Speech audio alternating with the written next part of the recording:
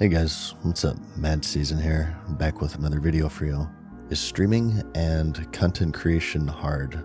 So this is very late to the party, but a million years ago there was a bit of a spectacle. There's a streamer by the name of Hassan who, in a pretty dramatic fashion, talked about the difficulties of streaming and how draining it is. Let's just play the clip. Yes, a real job can be gruesome. A real job can make you very tired, but a real job doesn't suck the soul out of you. You know what I mean? In the same way that 9 hours of streaming absolutely will. No. Social battery wise, unless you're in retail, it's very different. You're out of touch. I'm gonna die, dude. There's motherfuckers who are accountants in here and they're misunderstanding what I'm saying. As you would imagine, this wasn't received very well. It turned into this whole thing because it's essentially a multimillionaire whose commute to work is from his bed to his computer desk and whose clothes are more expensive than most people's rent. It was seen as a pretty out-of-touch take generally, and everybody was mad for about a week until they moved on to the next controversy, and the whole thing sort of turned into this dick measuring contest of who has the toughest job out there, and it got pretty toxic. So the goal here isn't to dogpile, but rather to analyze in a constructive manner.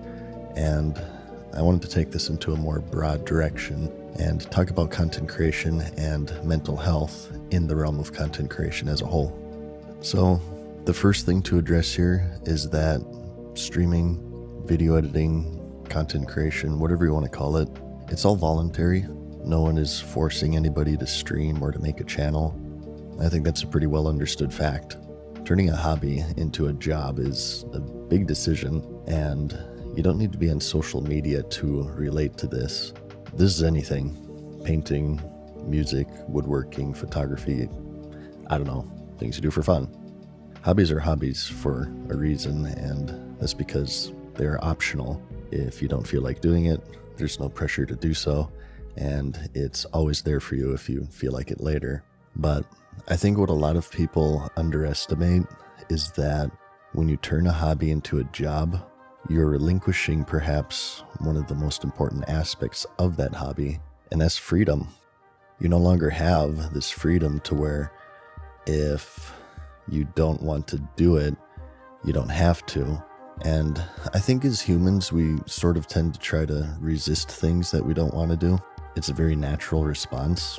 We like our freedom, so one of the most important things in regards to streaming or editing or whatever is to really look down deep and ask yourself, well, just because I can turn this into a job, should I? Is that a good idea? Am I comfortable with the pressures that go along with putting myself in the spotlight and putting myself under that scrutiny of strangers on the internet?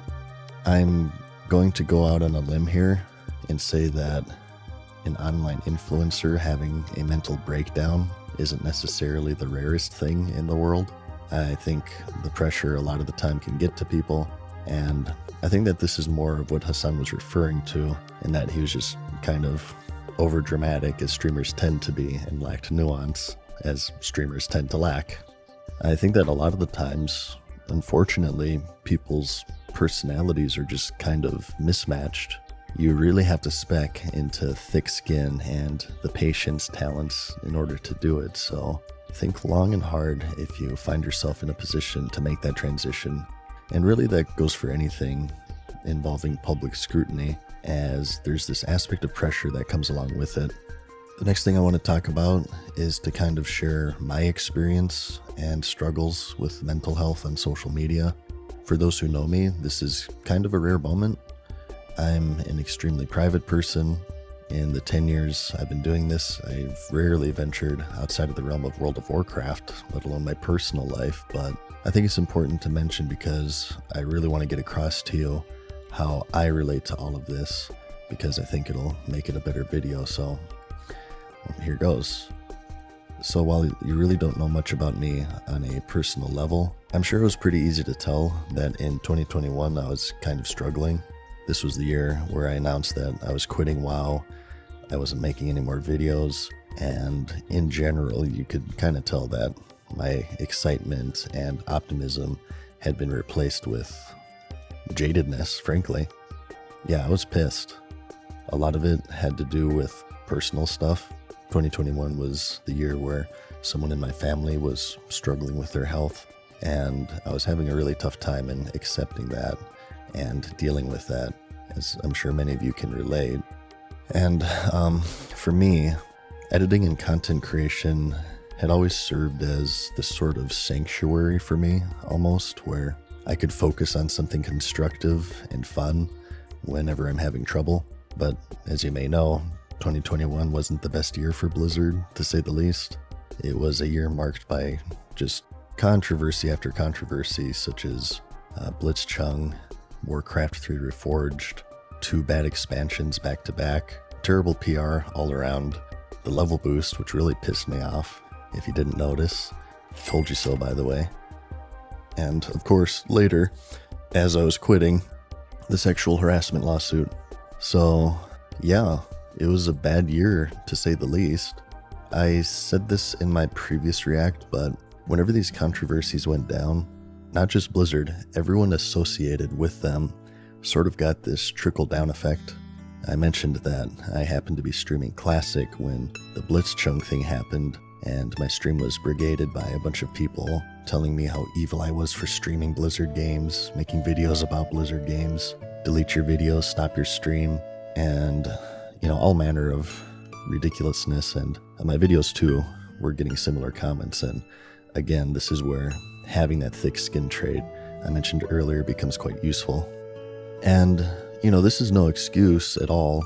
I'm a believer that everyone is responsible for their own actions, but with all of this going on in the background and these controversies and my general dissatisfaction with the game and what I saw as a great betrayal, the stress meter was just off the charts until I felt like it was really affecting me and my content in negative ways, to the point where I just said, you know what, I'm really burnt out.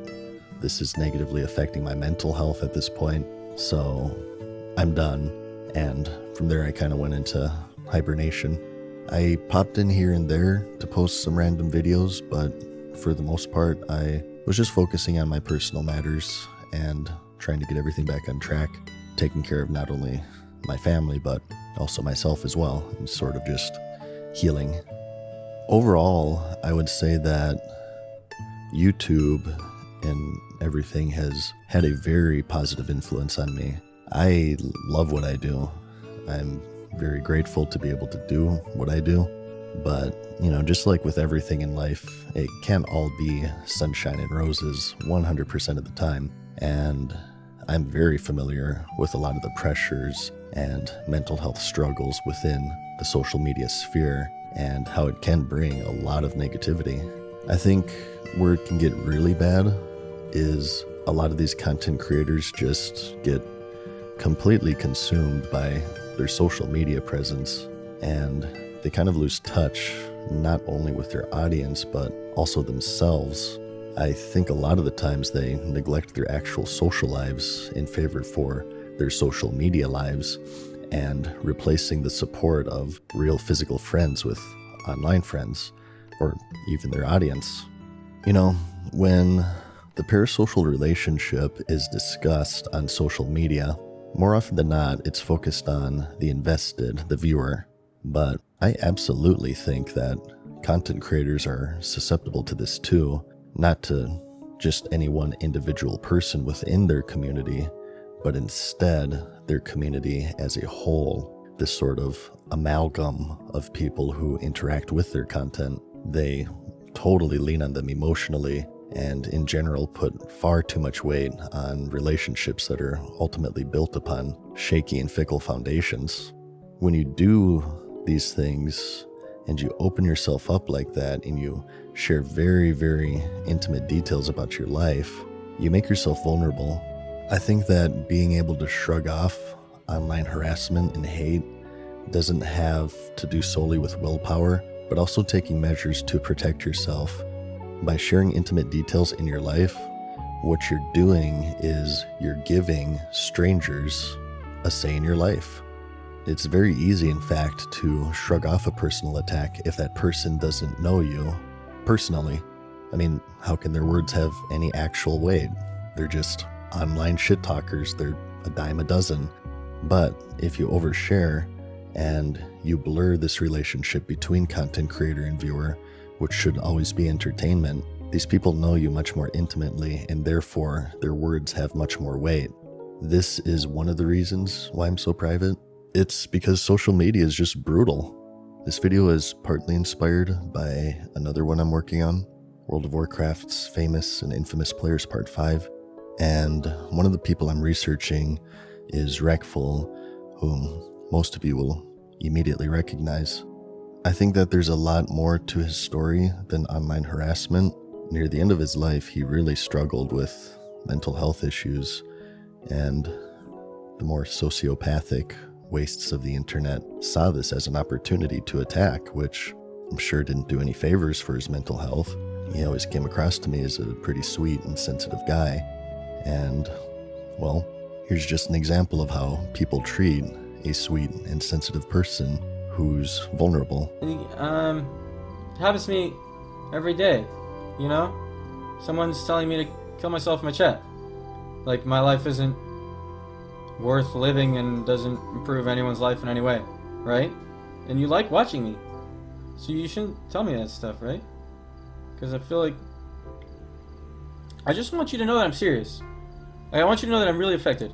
So look at me, okay? Like,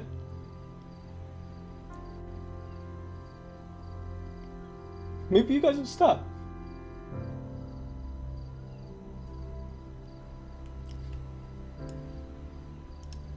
Generally, in these online communities, unless there's this crazy drama happening, most of the people in them are pretty nice. But unfortunately, it's also human nature to focus on the negatives, and even a small percentage of toxic douchers within a community can really get to you if you allow them to.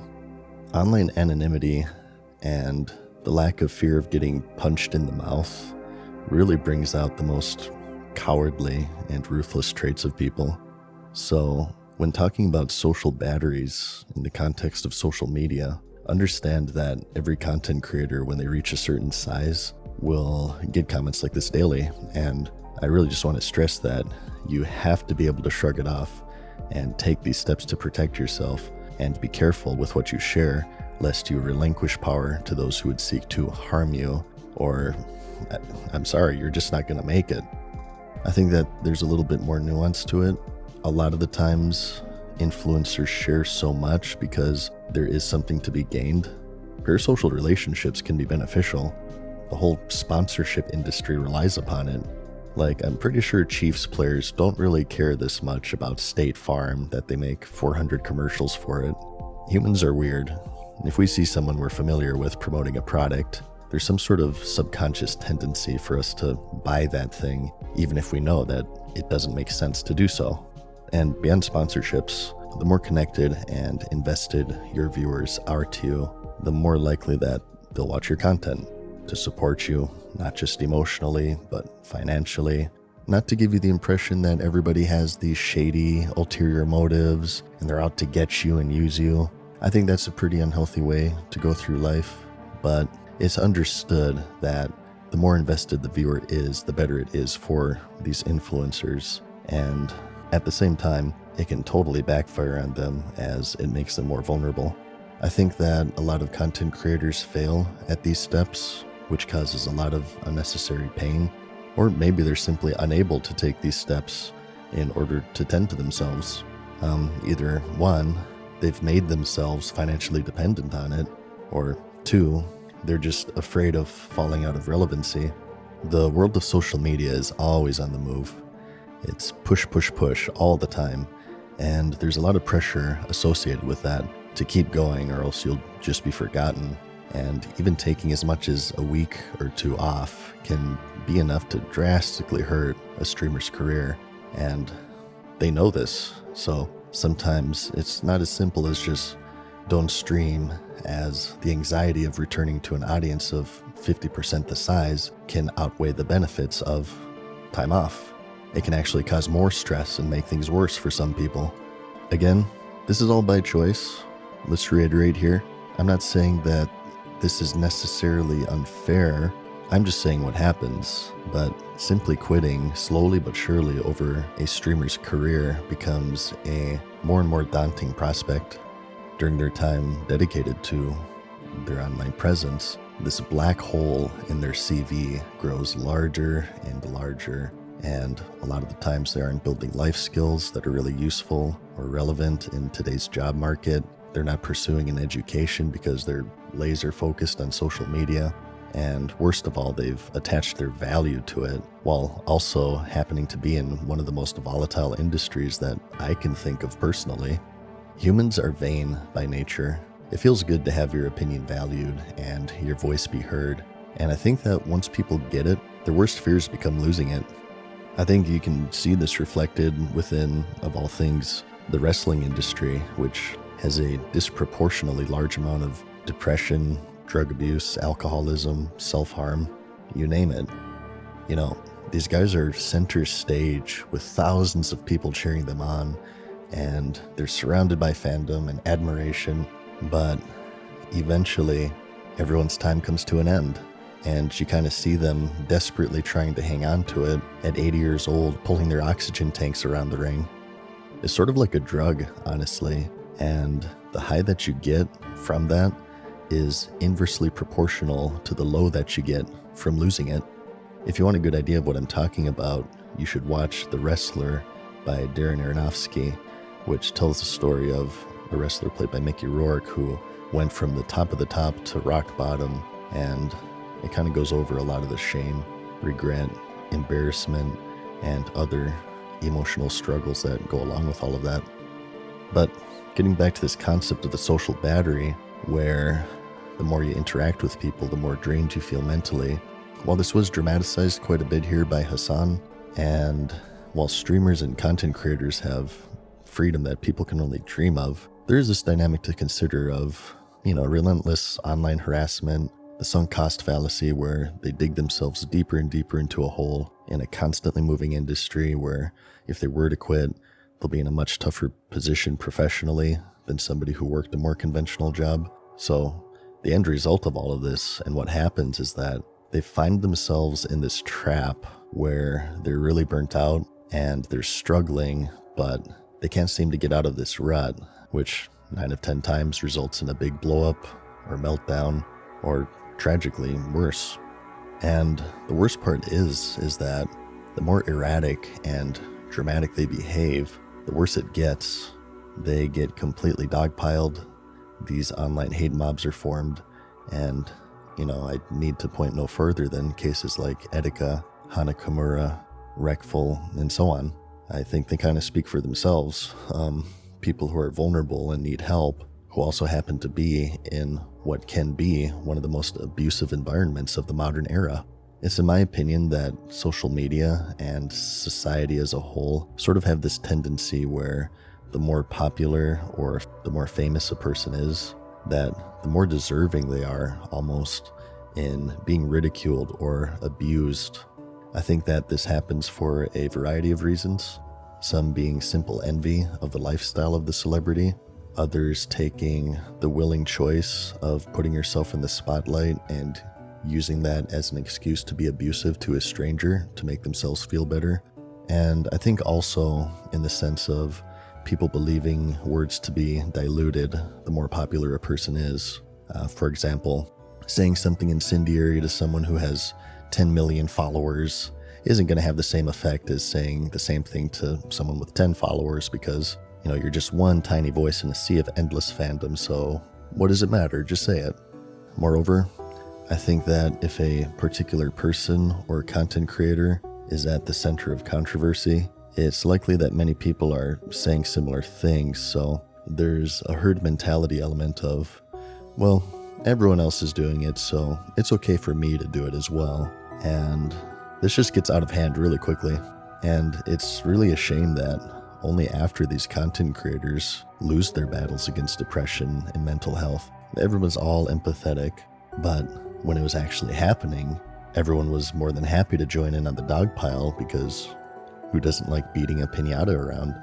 As an ending note here, I'll leave with some advice to the creators. If you ever find yourself in a position where it's feasible to turn this into a job, really take a long moment of introspection and ask yourself, just because I can, should I?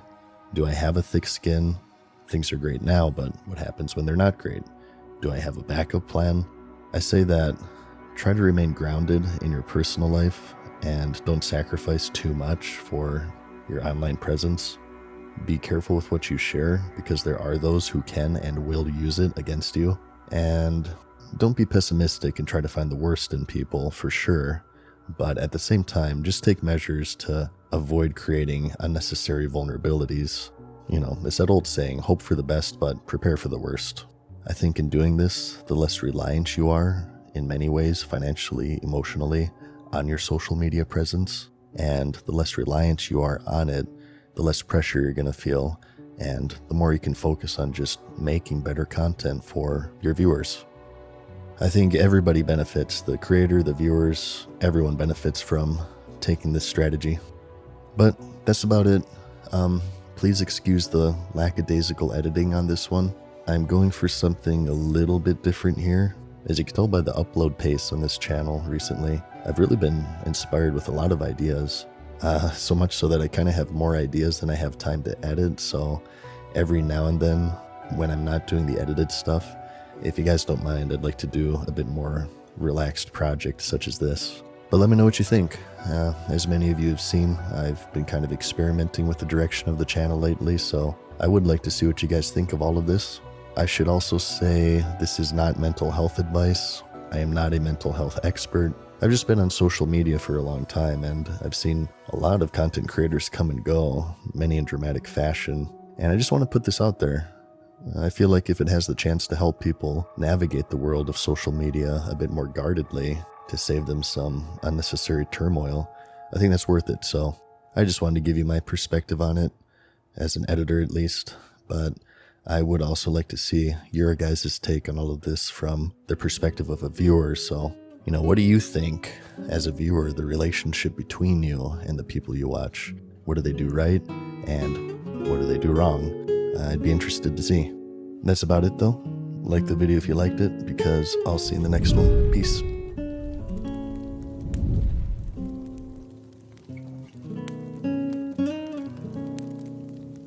Farewell for now, mortals. We hope you enjoyed today's video. See you again soon.